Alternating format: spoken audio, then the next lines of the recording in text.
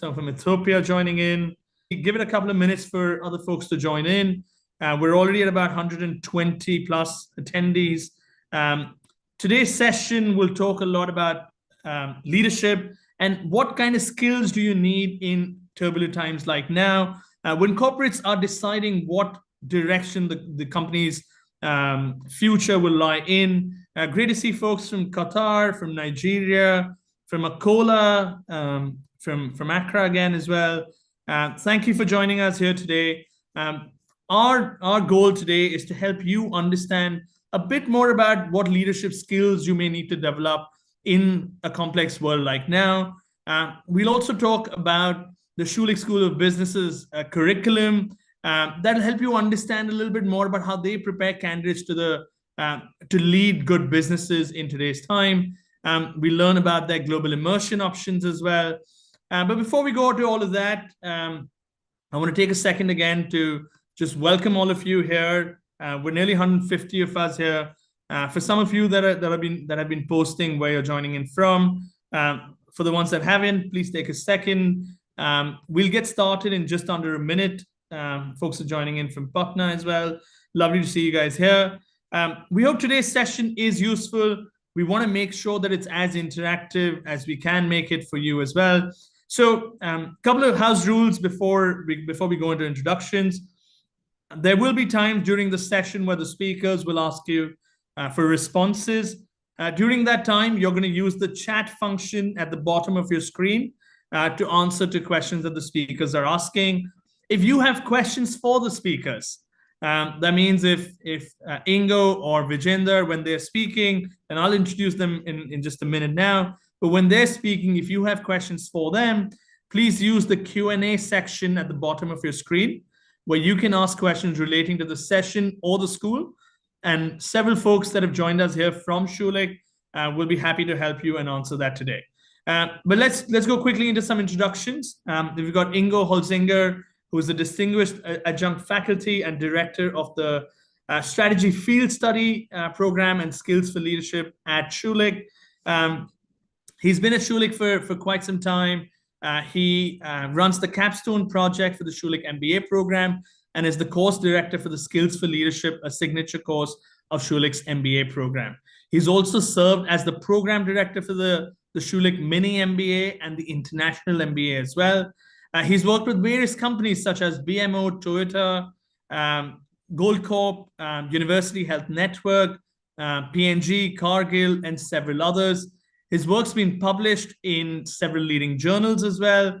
We're really excited to have him here today. He's taught in university degree and executive programs across North America, South America, Asia, and Europe. And he's had several nominations for the Seymour Schulich Award for Teaching Excellence and winning the award in 2004 as well. Along with Ingo, we've also got Vijender Trivedi, who's the Director for Student Services and International Relations at the Schulich School of Business India campus as well. Vijender comes with an accomplished background with experience in marketing, product management, and consulting. He's worked with several firms, including CIBC, Mars, Discovery District in Toronto as well. His passion for entrepreneurship and community collaboration led him to a number of volunteer opportunities as well as leadership roles throughout his career as well. Some of the brands that he's helped build have made big dent in today's market as well. He currently manages the recruitment and admissions for Schulich's MBA and MBA in India programs and is the director of the Hyderabad campus. So welcome, Ingo. Welcome, Vijender. A pleasure to have you both here with us today. We'll first start with Ingo, who will talk to us a little bit about the skills that folks need that are joining, going into leadership roles today. But before we go to that, we'll do a quick poll at this point. We're now at nearly 200 of you that have joined us. And so welcome once again. There'll be a quick poll that'll pop up on your screen in just a second now. Tell us, Schulich is a leading program from Canada. What motivates you to study or what motivates your interest to study in Canada? Is it the world-renowned educational institutions and quality academic programs? Is it the opportunities for career advancement and networking in diverse industries? Is it the exposure to multicultural experiences and global perspectives? Is it the potential pathways to permanent residency and immigration opportunities that studying in Canada can bring? Is this something else? Take a quick minute. Tell us a little bit about what motivates your interest to study in Canada. There are 5 options on your screen. We'll keep the poll open for a good 30 seconds. So is it the access to world-renowned educational institutes and quality academic programs? Is it quality? Is it opportunities for career advancement and networking in diverse industries? Is it the exposure to multicultural experiences and global perspectives? Is it about the immigration pathways and permanent residency opportunities that studying in Canada can bring as well? Or is there something else that appeals to you more about Canada? Quick 10 seconds more. If you could quickly take a second to respond to the poll. What motivates your interest to study in Canada?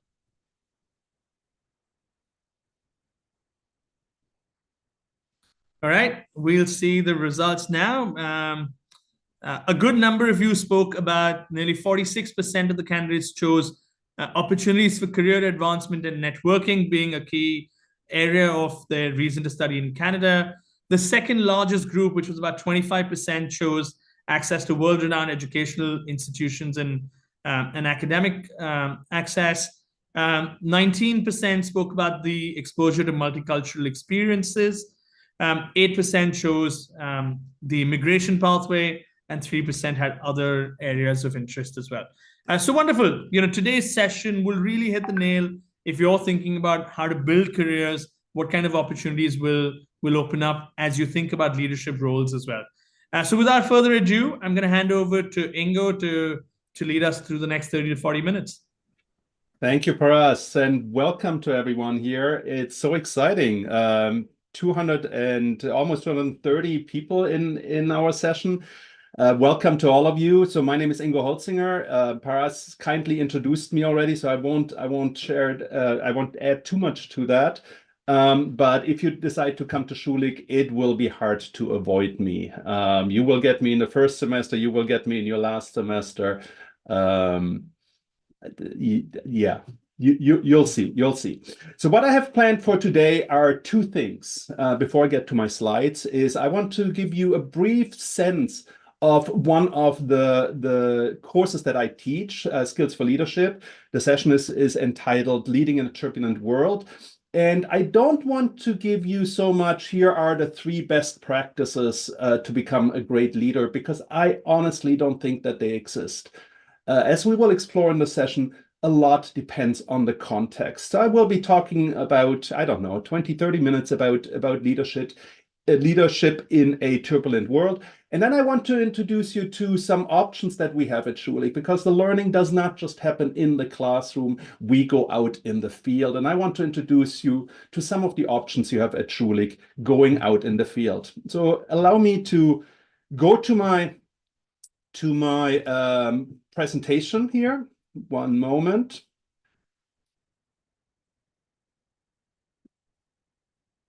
Not at all what I wanted, sorry.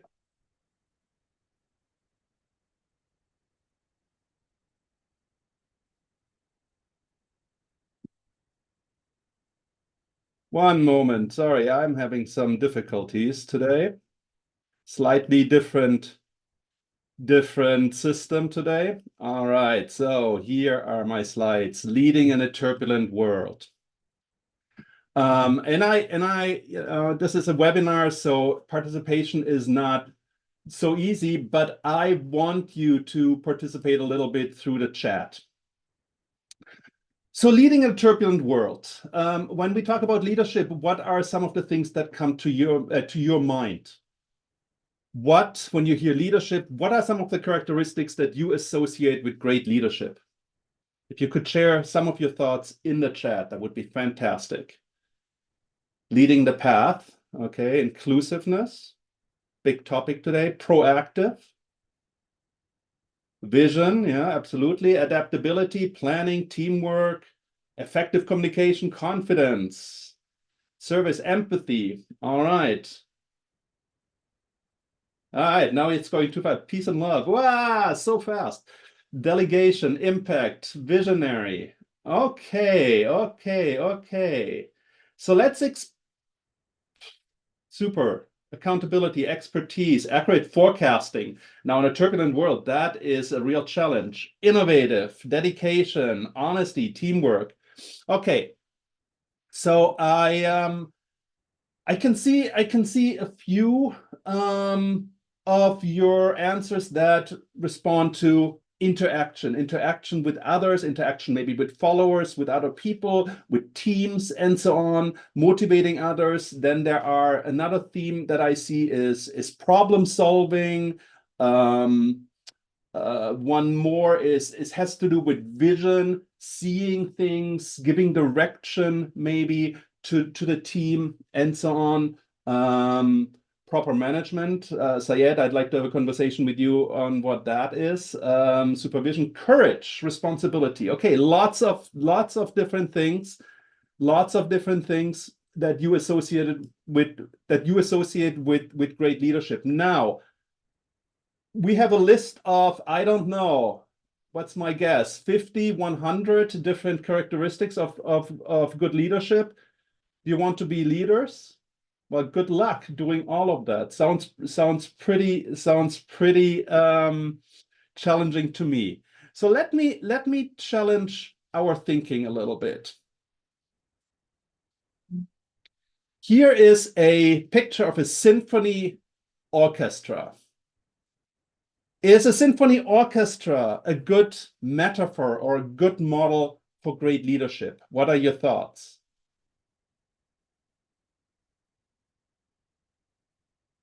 A symphony orchestra, is that a model for leadership? Yes, no?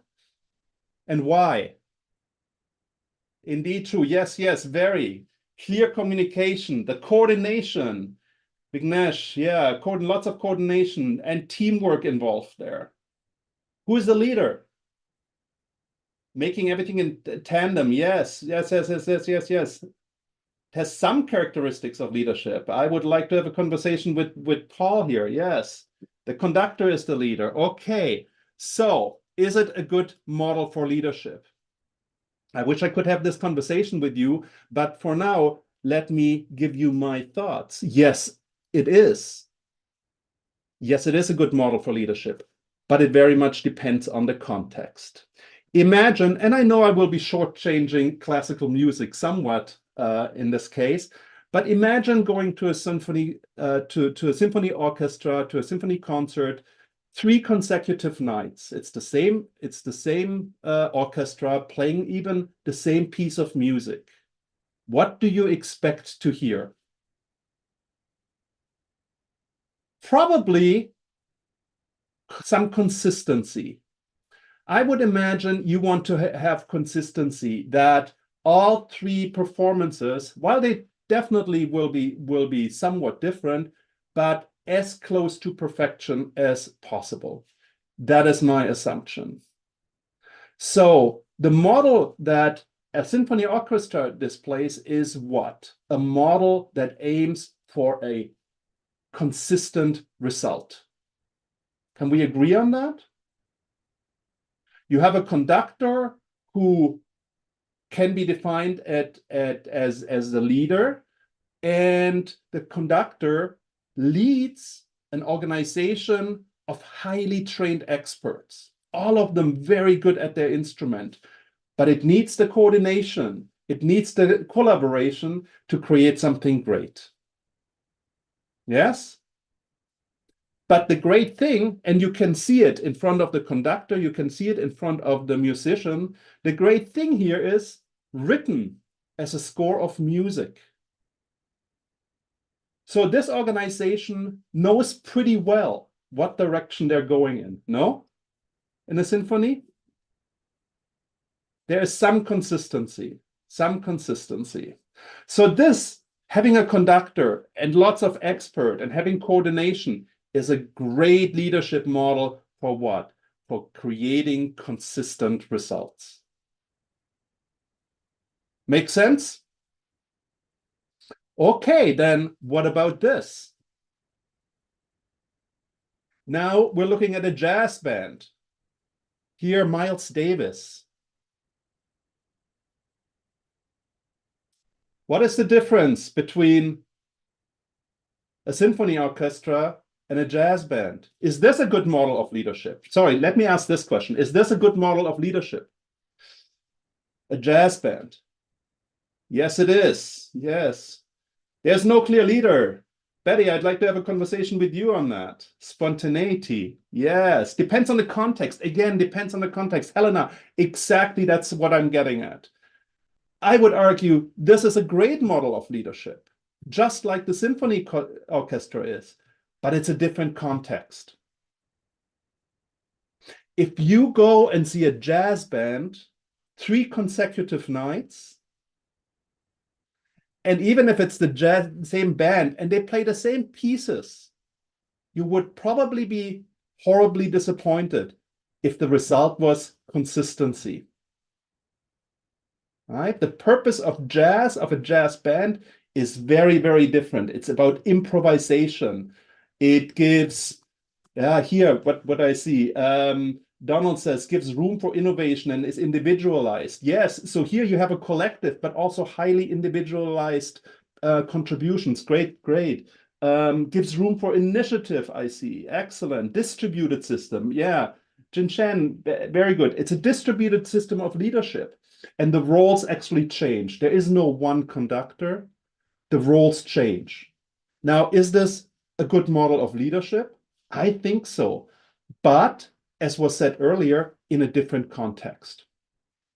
So when we talk about leadership in a turbulent world, in a world that rapidly changes, that is unpredictable or seems unpredictable, maybe, just maybe, we should consider being like jazz musicians. In fact, Warren Bennis, a great leadership scholar, once said that I used to think that running an organization was equivalent to conducting a symphony orchestra, but I don't think that's quite it. It's more like jazz. There's more improvisation. And he said this in an interview, and I think the good Warren Bennis was probably right both times. Leadership is like conducting a symphony orchestra. It is also like playing jazz. It depends on the context. And Warren Bennis had a very successful, he passed away a few years ago, but he had a very successful career studying leadership and leaders. And I think earlier in his career, he probably saw much more of the symphony orchestra. Later in his career, he may have seen more jazz. And why is that? Because the context changed. I hope in the back of the slide, it's all context driven, exactly. In the back of the slide, I hope you see the white water. A turbulent world is like white water. And the whitewater world is actually from a book. And I'll talk about the authors in a minute. A whitewater world is a world that is rapidly changing, increasingly interconnected, and where, because of this increasing interconnectivity, everything, including leadership, is more contingent on everything else. There are connections everywhere. On everything else happening around it, much more so than ever before. We characterize this as a whitewater world in reference to whitewater kayaking, where navigation, often survival, depends upon understanding how to skill up for dynamic contexts in which things can change and emerge without respite. The interesting thing about whitewater rivers is that they are navigable, but under different terms. And this book, Design Unbound, was written by Anne Pendleton Julian and John Seeley Brown. So when I talk about a turbulent world, does this description, first of all, does this description capture the world you live in today? A whitewater world, dynamic contexts, Are things changing rapidly, often in unpredictable ways? Would you agree with that statement? Yes, mostly yes. Very much, Ajit. Yes, okay. So I see many of you agreeing with this.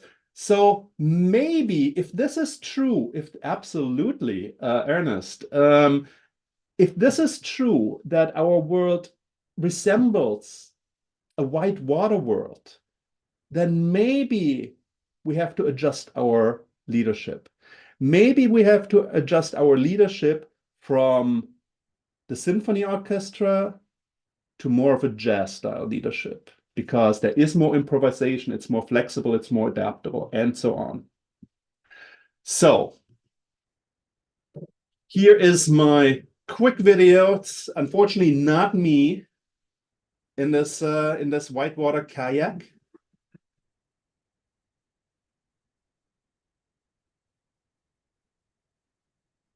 I want to just give it a second here, 2 seconds, 3 seconds. Wow.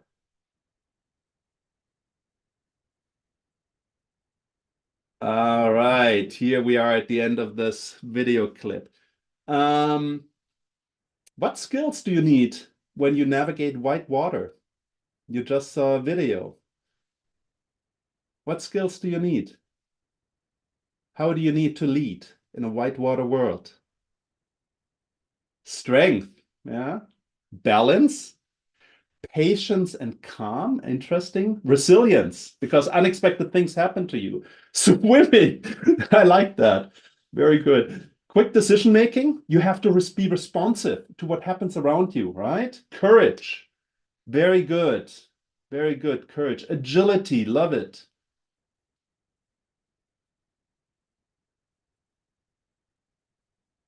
Flexibility, quick reflexes. So good. So we have that quick adaptability. We have to be dynamic, coordination. Now compare your list that you see right now in the chat to the list earlier when I asked you what is a good leader. Has that changed? I think so. I think there are some similarities. Adaptability came up earlier.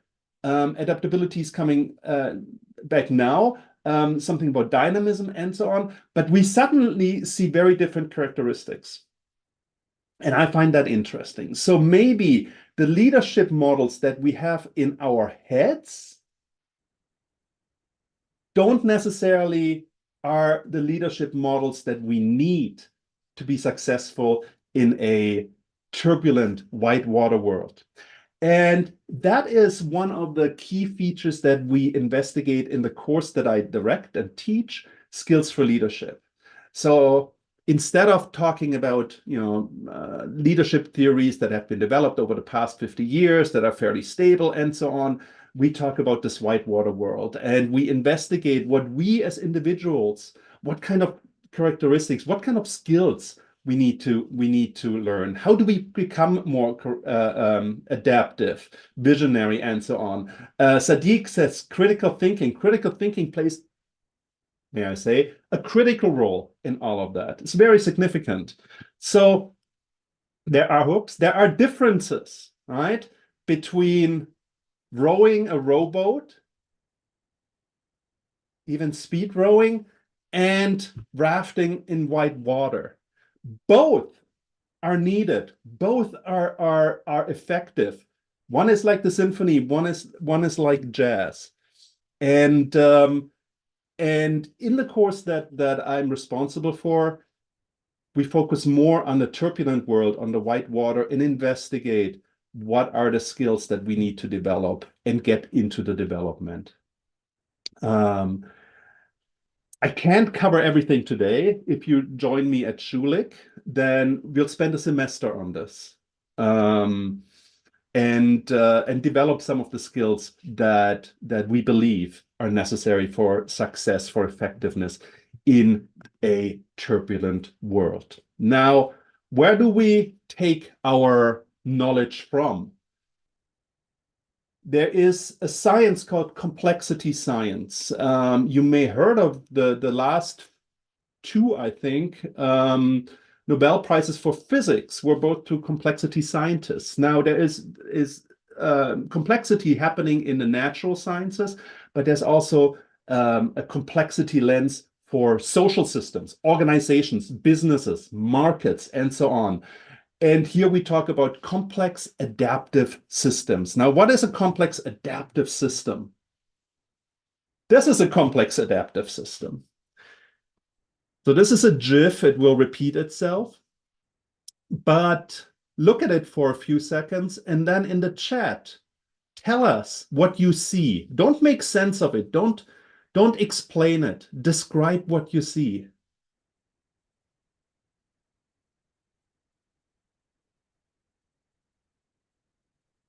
Equilibrium. Jen, I need to get to know you. You're throwing some interesting terms in here. Excellent. Migratory bird, yeah. Coordination, symphony, okay. Maybe jazz, but symphony, fine. Guiding, teamwork, it is a flock of birds. Yes, it is a flock of birds, but describe what you see. The wavelength in the sky. Oh, how interesting. Repetitive formation in time. It's repetitive mostly because it's a GIF that repeats itself. Coordination. So wave-like, it's wave-like. It feels natural, no? Synchronicity, the whole thing feels like it's one organism, doesn't it? In a way. It moves in patterns, exactly, Betty. A rhythm, excellent. So who's the leader here? Who is the leader? Let me get to a still. Who is the leader in a flock of starling? No one. Everyone. Excellent. All are. No leader. Every individual. So what's happening here? So what is happening here? So this flock of birds, it's quite fascinating, no? It's captivating to watch. And maybe we can agree that a flock of starling accomplishes great things. They do this, by the way, they do this for protective purposes, mostly. It's an adaptive, that's why we call it a complex adaptive system. It adapts to external threats. For a predator, if you think there's a hawk coming into this flock of starling, it becomes much harder to pick out any one starling because of how they're moving. So it's adaptive. So maybe we can agree that this flock of starling as a collective accomplishes great things. Or think of a hive of bees or a colony of ants. They accomplish great things, but there's no central leadership. For example, in a colony of ants or a hive of bees, there is the queen bee or the queen ant are important, but they're breeders. They're not the decision makers. So the decisions are made collectively. There is collective leadership. The queen bee is not the decision maker, Berta. It's very, very interesting, but it's not a decision maker. The decisions are made collectively. If you look at this flock here of birds, of starling, little starling, none of them understand the whole system.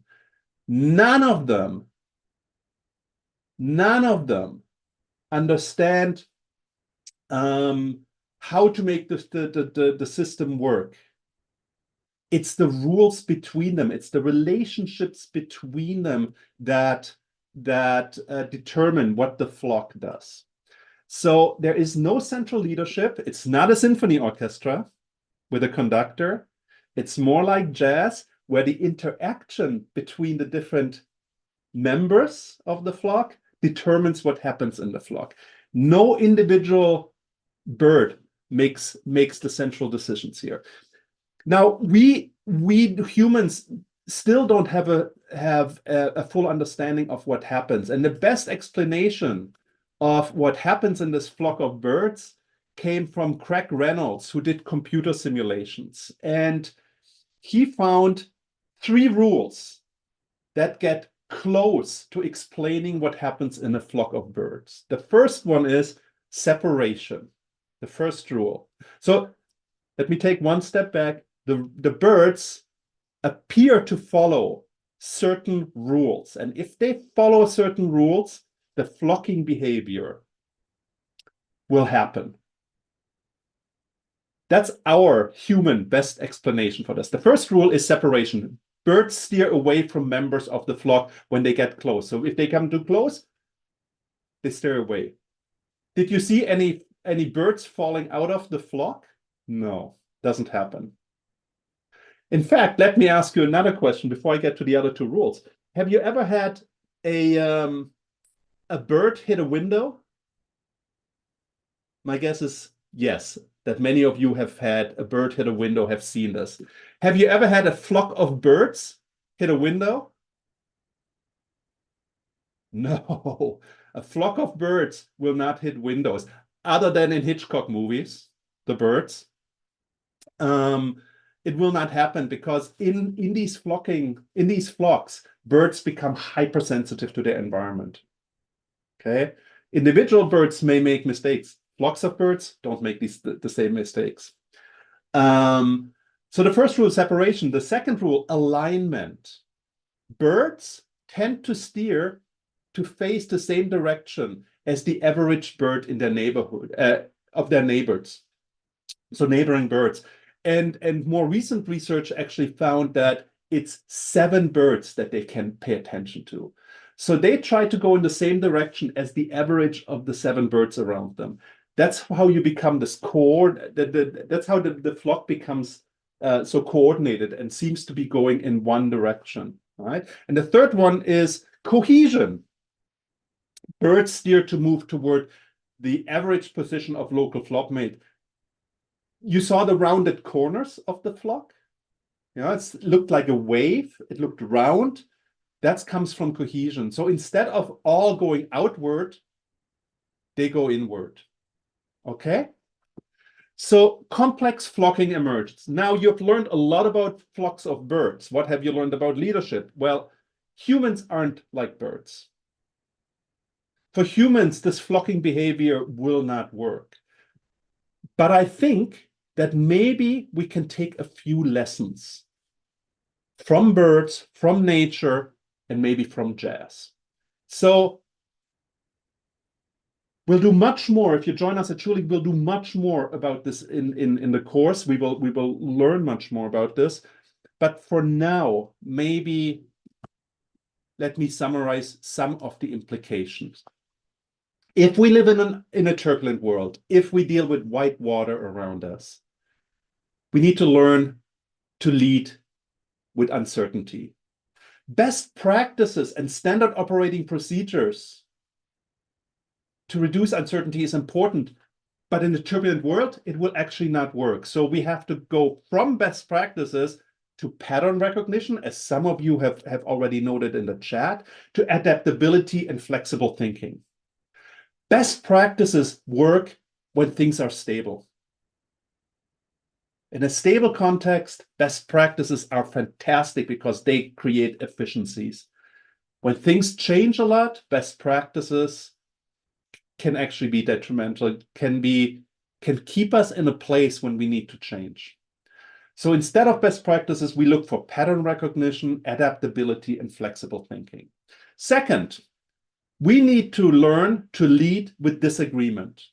In a stable world, we want to align everybody, right? Leaders, one job is to get everybody on the same page, to direct everybody in the same direction. Well, not so in a whitewater world. In a turbulent world, we have to think differently about this. We have to embrace different perspectives, because if the world is changing rapidly, I can't be the only person making decisions. My perspective may be right or not. If I'm the expert today, tomorrow I may not be. So as leaders, we need to learn to embrace different perspectives, to learn to lead with disagreement. The third implications would be about control. Instead of seeking control, going with the flow. If one of the birds tried to control what's happening, the whole flock would fall apart.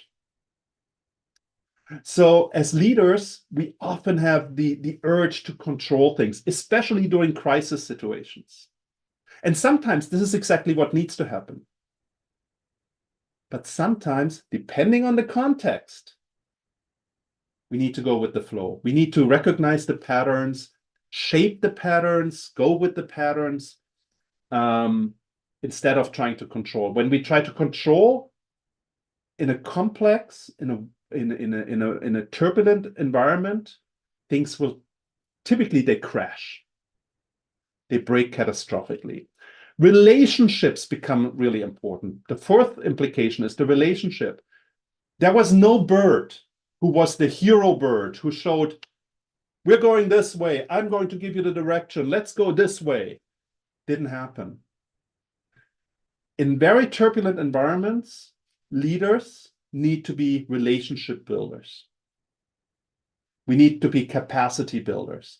The relationships become more important as the part. And fifth, self-awareness, us being aware of ourselves, becomes critically important. As leaders in leadership positions, we often feel like we have to show determination, we have to show strength. And in turbulent environments, that may actually be a detriment. Instead, being humble, being reflective, learning becomes more important than knowing. The ability to learn is more important than to know. Yeah.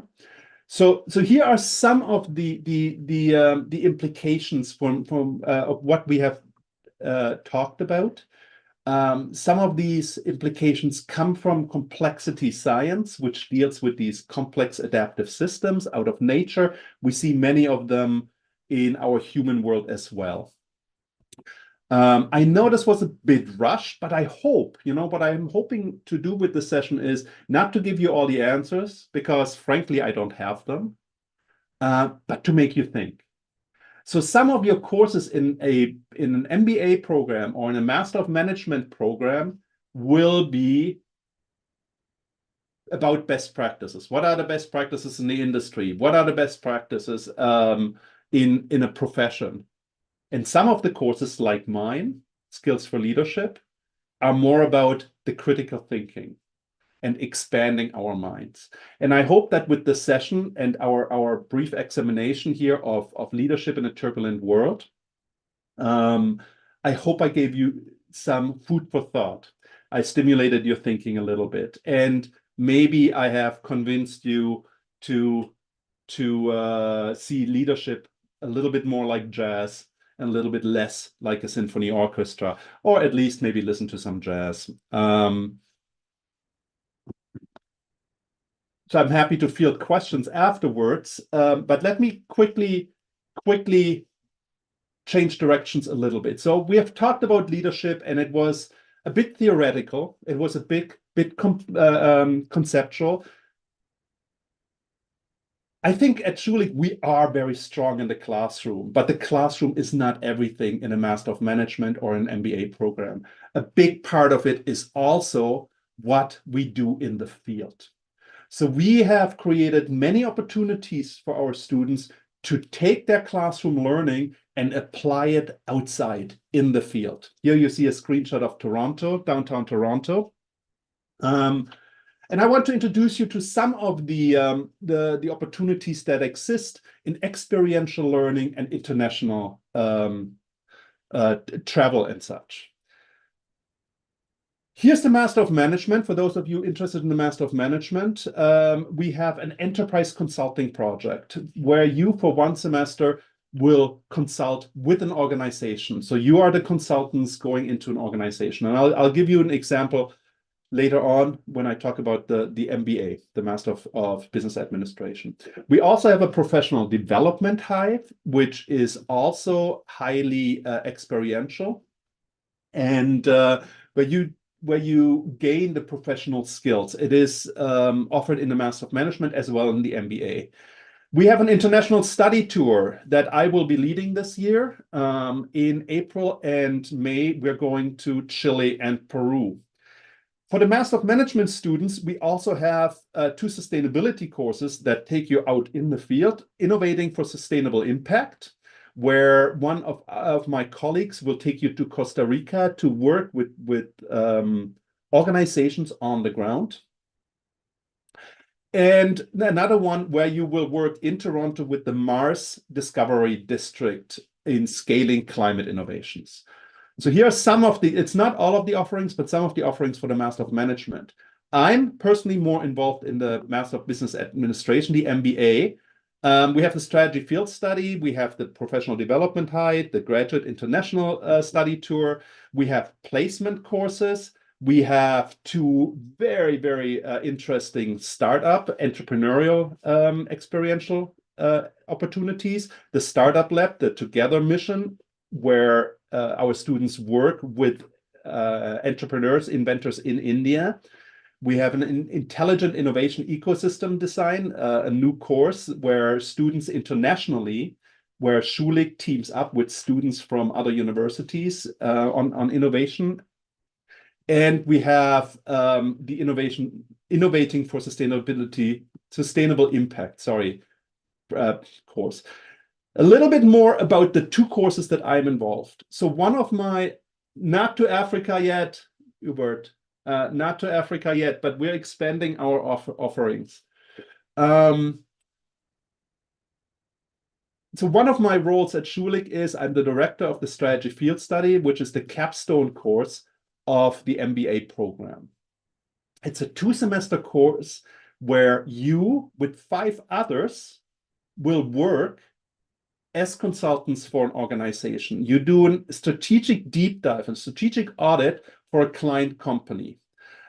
And the companies are from mature startups or scale-ups to billion-dollar companies. So you will be working over 7 to 8 months with a company. You go inside, you do the interviews, you analyze their financials, analyze their operations, you look at competitors, you look at technology innovations and such, and then based on your findings, on your research findings, come up with recommendations and an implementation plan. To do this, we built teams of 6 MBA students. We look for diversity, some people who know finance well, marketing, operation, HR. It has to be a diverse team. And that team is supported by 3 faculty advisors throughout the process. The companies that we have worked with, so we've done this for almost 50 years. Obviously, over the 50 years, the study has changed, has adapted, but we've done this for almost 50 years with more than 3,500 companies over that time. They come from all sectors and industries, manufacturing, entertainment, service, consulting, banking, everything. Canadian and international, excuse me, oops. And you will get to work directly with the CEO. Then finally, let me briefly introduce the international study tour that I'm also leading.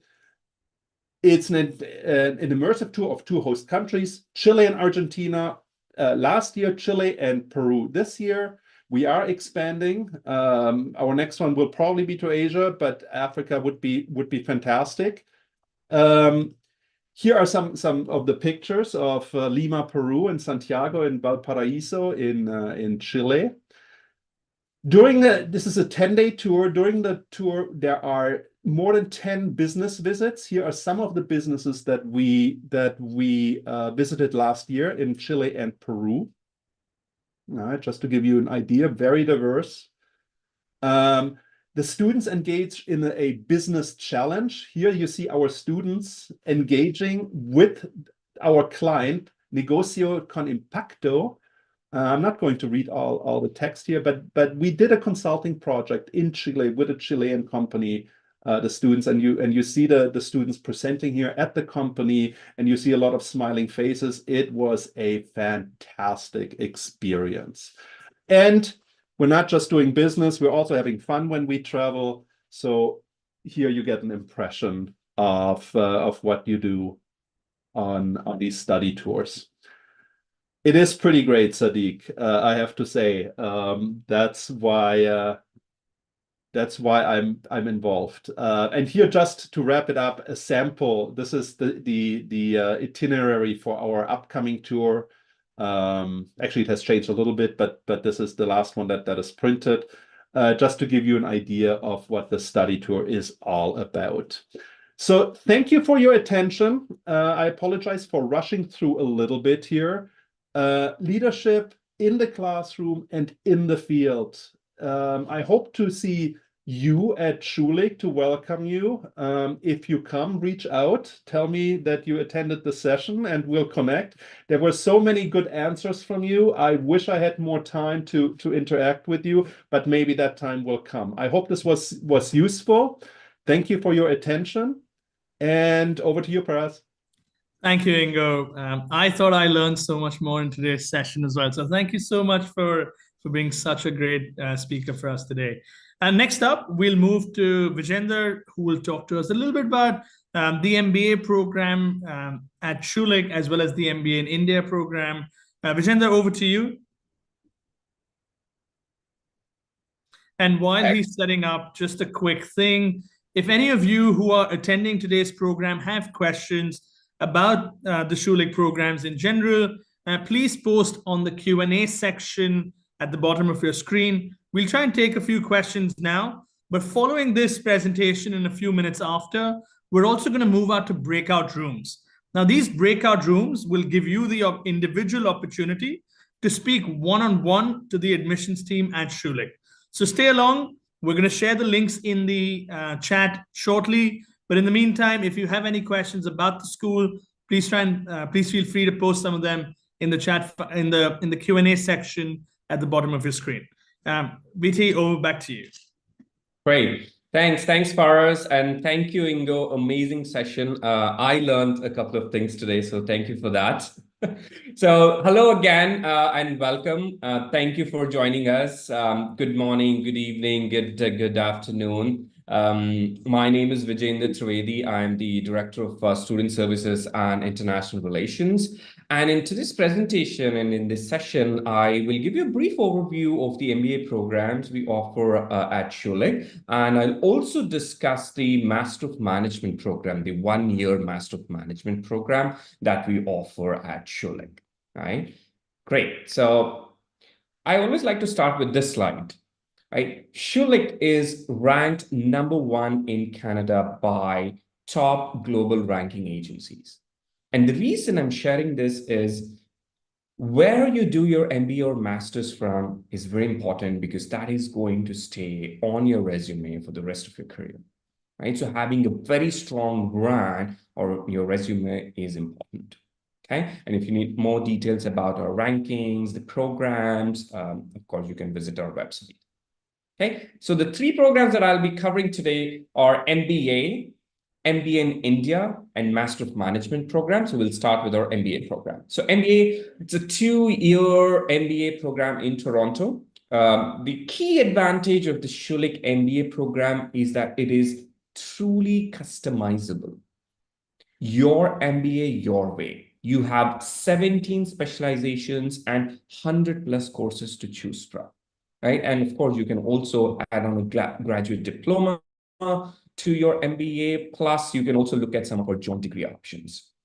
And last but not least, as Ingo mentioned, we do offer exchange and international opportunities. This is to add more international flavor to your MBA program and have that experiential learning piece. Right? In Toronto, we have 2 campuses, Keele campus, which is north of Toronto, and a downtown campus. And this is how our MBA program is structured. Starts in September or Jan, so we have a fall intake and we also have a winter intake. The duration of the program is anywhere from 16 to 20 months with an optional 4-month break. So year 1 is all about building a solid foundation. So you will be taught business courses, core business courses.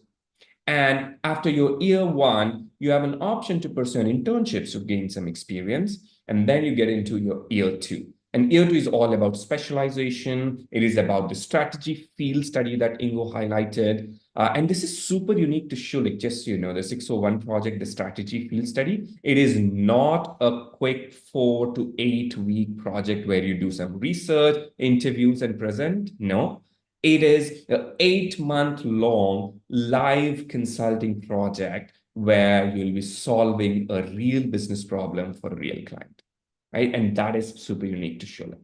And of course, like we said, exchange opportunities, right? So this is our standard 2-year MBA program in Toronto. There's another program that we offer. It's a dual economy MBA program, the MBA in India program. It's a smaller cohort, and we only have a fall start, which is September.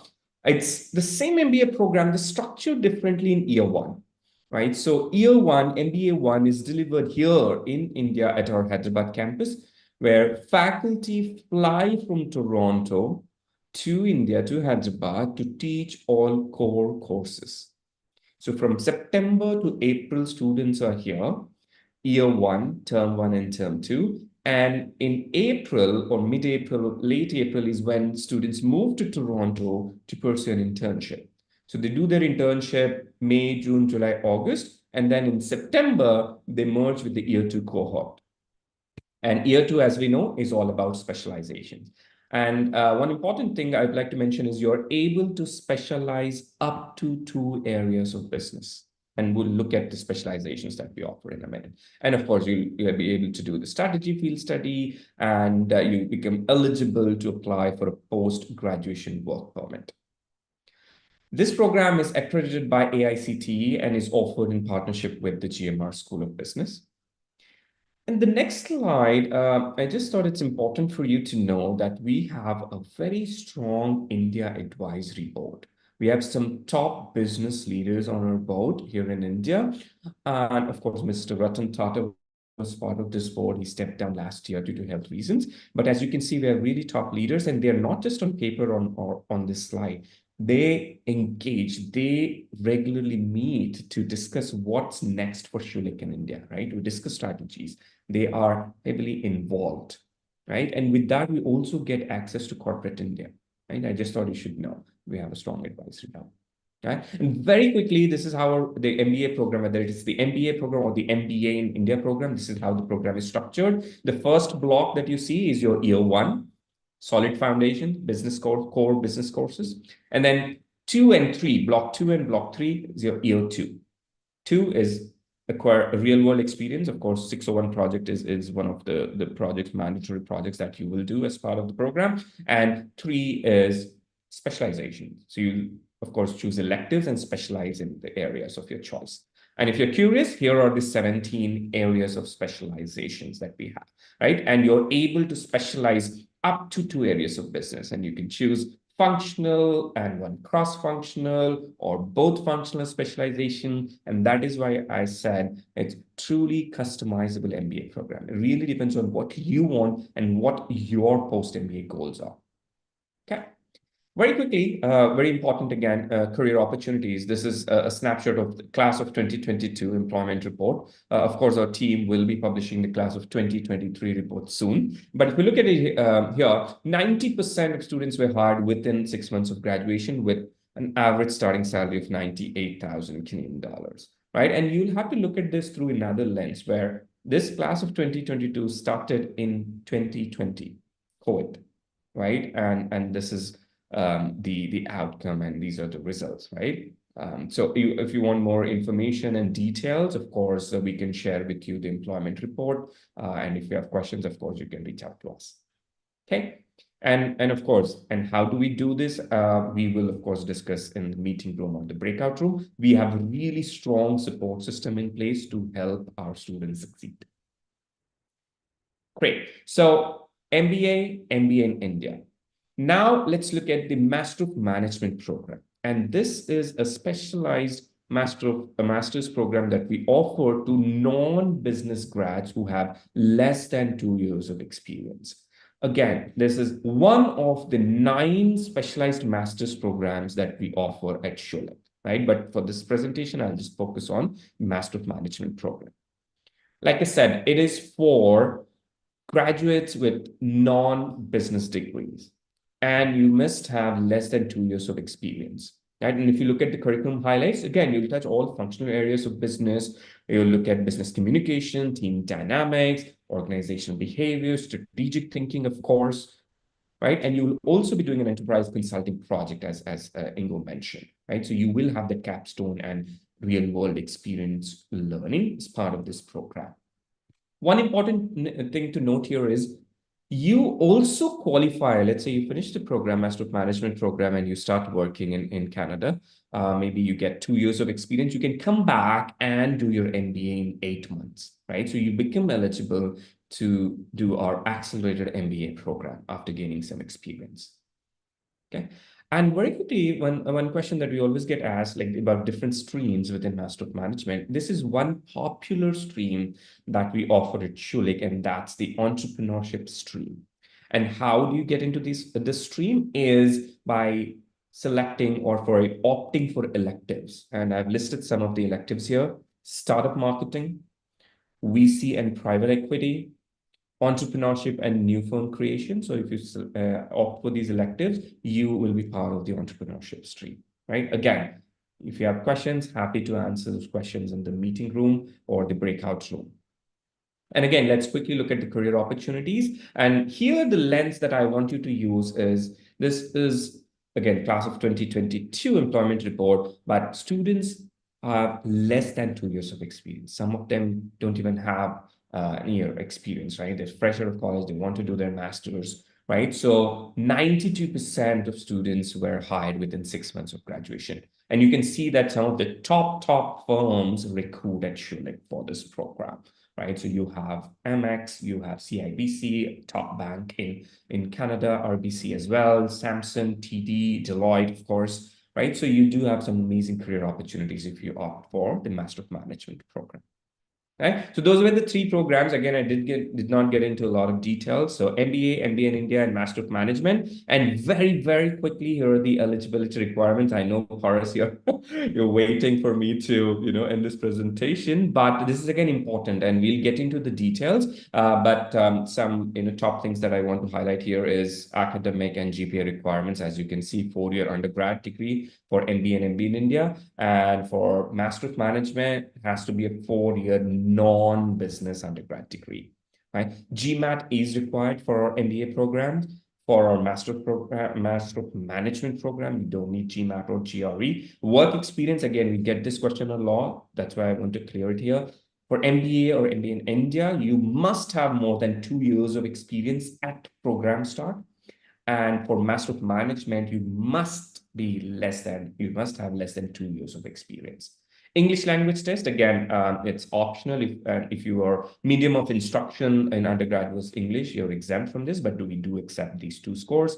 As part of your application package, you will submit 2 written, 1 time written, and 2 video essays. And references, very important. For MBA, we require 2 professional references. And for Master of Management, 1 academic reference. Of course, we require 2, but at least 1 academic, right? And we're happy to know that we are accepting applications for fall 2024. Please do apply by March 10th. Again, unfortunately, candidates from Africa and Iran who are not currently studying in Canada, the deadline has passed, but we'll be happy to review your profile and look at your application for the next intake. Right. So please feel free. And that's it from me. Thank you, and chat more in the breakout or the meeting room. Back to you, Paras. Thanks. Hey, thank you. Thank you, Vijender, for the presentation. For all of you listening in, I'm conscious that some of you have asked a few questions. We will try and take 1 or 2 questions at this point, but I want to highly encourage many of you who have questions either about the MBA or the MBA in India program, or the Masters in Management program, to choose the 2 meeting rooms that we've set up as well.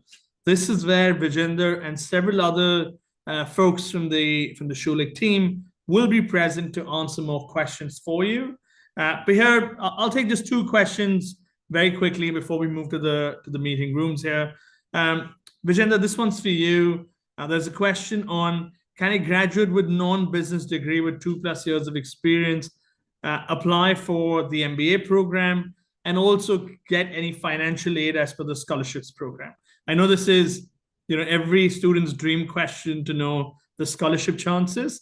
But any quick response that you want to give for this? Sure. So the short answer is yes.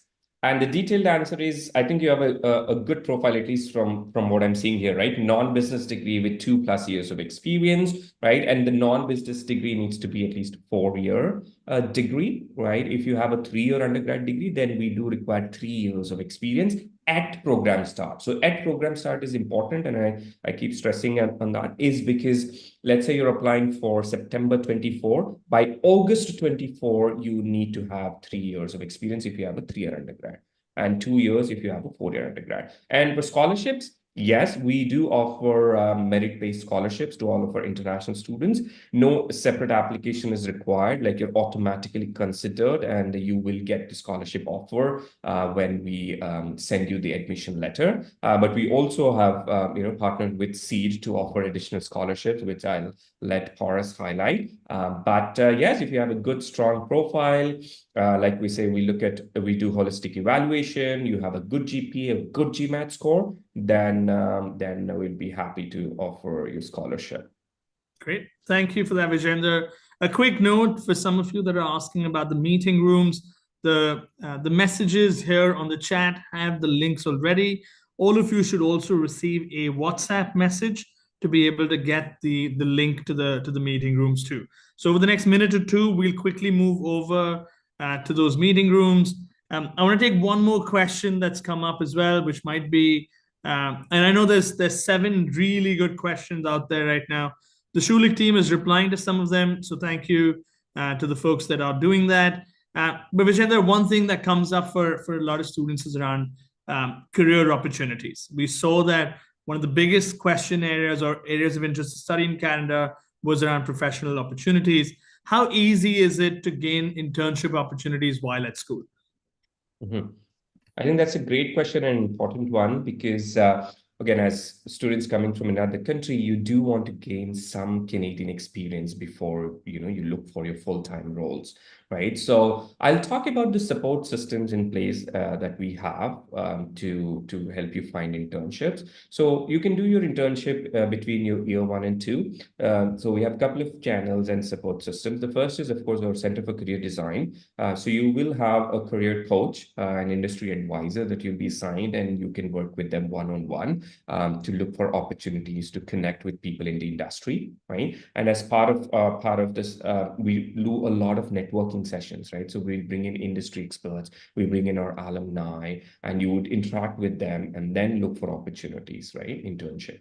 The second channel that we use is we have an office that focuses on experiential learning and professional development, right? It's managed and run by Dr. Minerva, and that is where you also work with her to find an internship of your choice. The third channel is if you want to work for a startup, right? So we have Schulich Startups and Office of Entrepreneurship Education and Experience and Innovation. So if you want to work for a startup, and many students opt for that because that's where you get to experience, the dynamic nature that, Ingo is highlighting, right? So startup is one of the best places to learn and get used to. And that's also a very good place to network, right? Because you want to build your network. All right. Internship is your test and, learn and, make mistakes, go back, correct, and then get ready for your full-time role.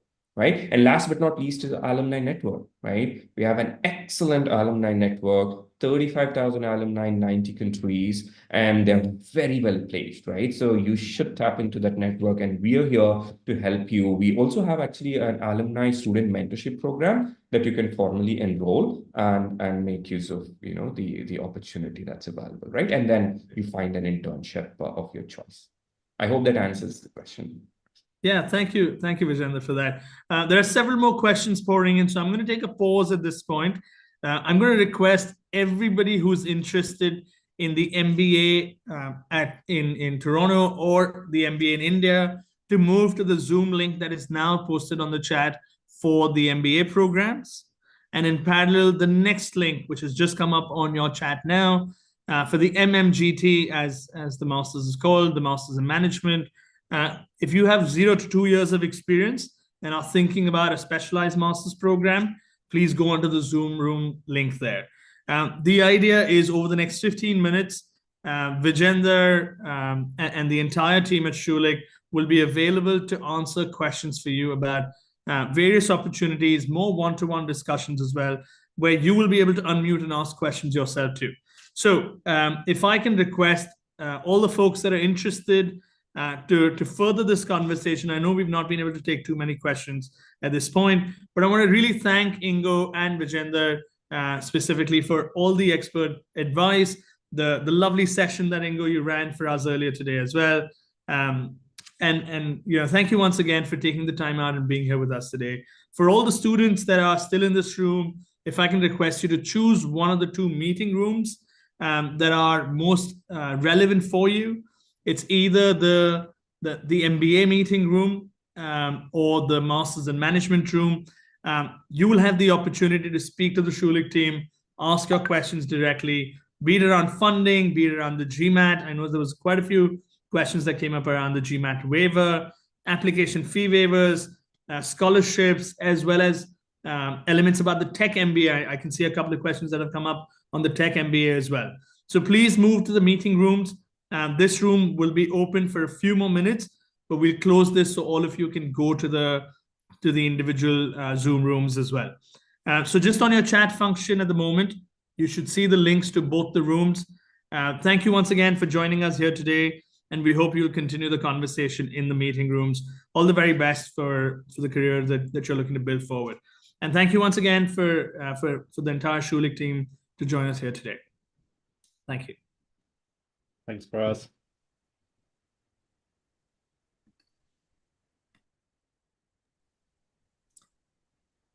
Lovely, everybody. All the candidates who are still here, my request is if you're thinking about an MBA or thinking about a specialized master's program, and Canada is your study destination, please move to one of the meeting rooms that is available for you to join. You will have the chance to speak one-on-one with the school representatives and answer any question that you may have about your profile too. So this is quite a unique opportunity. Please make the most of it. We wish you the very best as well. The links are, I'm going to repost the links for anyone who is unable to see it at the moment. The link is now, this link that I've posted is for the MBA programs. And in just a second, I'm going to post again for the Masters in Management. If you have less than 2 years of experience and are thinking about a master's program, the second link, which is the one for MMGT candidates who have 0 to 2 years of work experience, we would recommend that room to you. And if you're thinking about an MBA, if you have over 2 years of experience, look at the room for the MBA programs itself as well. Thank you once again for being here. As many of you are moving to the other room, we're going to pause the recording now. And again, Ingo, thank you so much for your time and content that you've shared with us today. All right, so about 100 of you who are still here, if you have any questions, please post them in the chat, and I'll try and take some of them for you. What if you have more than 2 years of experience? Akudo, you should join the MBA meeting room, which is the room link I've posted above, which says for anyone with MBA with 2 years plus work experience.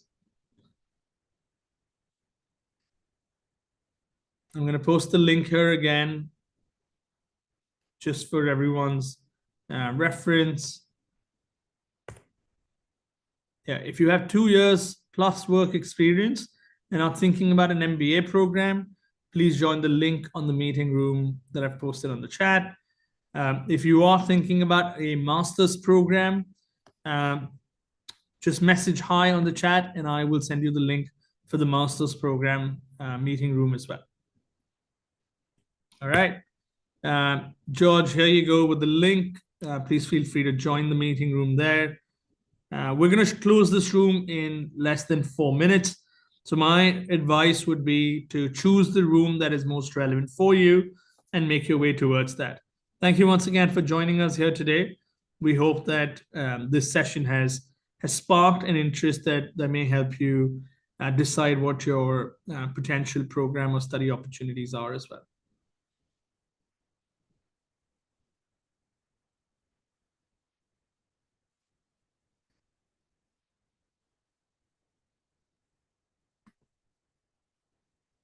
right? If anyone is unable to find the link, those two links are in the chat function at the moment. We're going to close this meeting room in 3 minutes from now. So my request would be that if you're interested in any of the MBA programs or the Masters in Management program at Schulich, please join one of the Zoom meeting rooms. You'll be able to speak one-on-one with the admissions team there as well.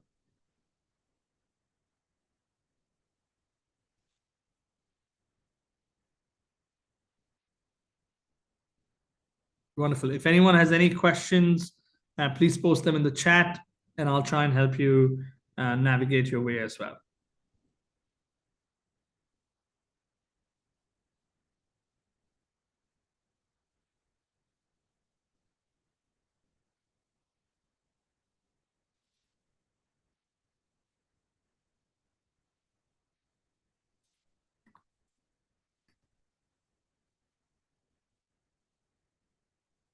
All right, we're going to close the meeting room now.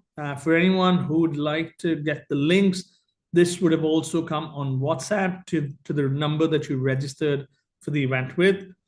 Please feel free to join either of the two links if you're thinking about the MBA program.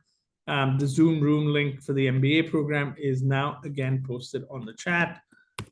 If you're thinking about a specialized master's program or have 0 to 2 years of experience, I've posted that link now on the chat again as well. All the very best. We hope today's session was useful, and we look forward to seeing you again in another session. Thank you.